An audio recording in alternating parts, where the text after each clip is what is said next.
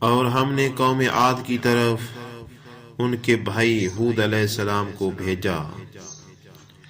انہوں نے فرمایا، ہے میری قوم، تم اللہ کی عبادت کرو، اس کے سوا کوئی تمہارا معبود نہیں، سو کیا تم نہیں ڈرتے؟ ان کی قوم میں جو بڑے لوگ کافر تھے انہوں نے کہا، ہم تم کو کم عقلی میں دیکھتے ہیں اور ہم بے شک تم کو جھوٹے لوگوں میں سمجھتے ہیں۔ انہوں نے فرمایا کہ ہے میری قوم، مجھ میں ذرا بھی کم عقلی نہیں، لیکن میں اپنے پروردگار عالم کا بھیجا ہوا پیغمبر ہوں، تم کو اپنے پروردگار کے پیغام پہنچاتا ہوں، اور میں تمہارا امانت دار خیر خواہ ہوں۔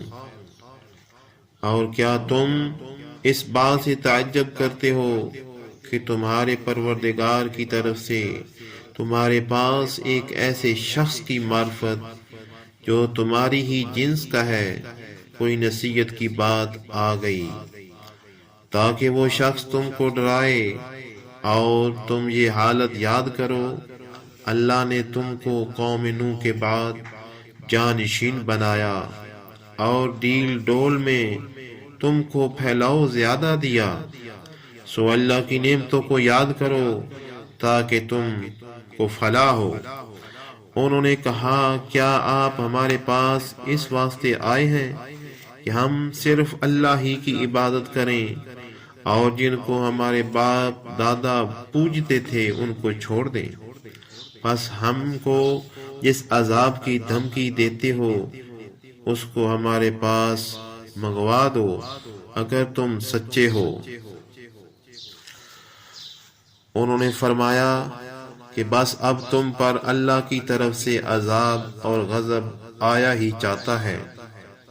کیا تم مجھ سے ایسے ناموں کے باب میں جھگڑتے ہو جن کو تم نے اور تمہارے باپ دادوں نے ٹھہرا لیا ہے؟ ان کے معبود ہونے کی اللہ نے کوئی دلیل نہیں بھیجی، سو تم منتظر رہو، میں بھی تمہارے ساتھ انتظار کر رہا ہوں۔ غرض ہم نے ان کو اور ان کے ساتھیوں کو اپنی رحمت سے بچا لیا اور ان لوگوں کی جڑ کاٹ دی جنہوں نے ہماری آیتوں کو جھٹلایا اور وہ ایمان لانے والے نہ تھے۔